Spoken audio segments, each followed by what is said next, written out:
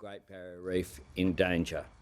This confirms my government is working hard to protect the reef, is acting on climate change, and that the rest of the world has, of course, taken notice.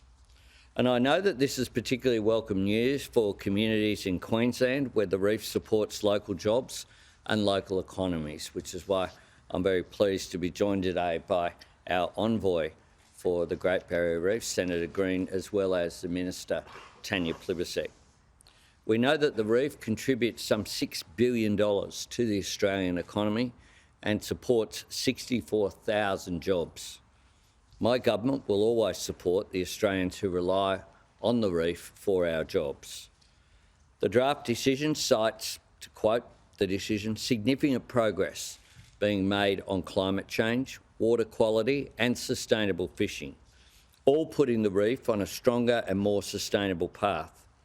As the draft decision makes clear, Australia's environmental policies have fundamentally changed under the Labor government and have changed for the better. My government has invested a record $1.2 billion in the reef. The policies of the former coalition government failed to protect the reef. My government is getting on with the job and we're making up for lost time. Of course, this decision doesn't mean the reef is in the clear, but it does confirm that Labor's policies are making a real difference. We need to act on climate change. We need to protect our land, our water and our species that call them home. And that is precisely what we are doing. We're committed to better protecting our precious Great Barrier Reef, and this decision is evidence of that.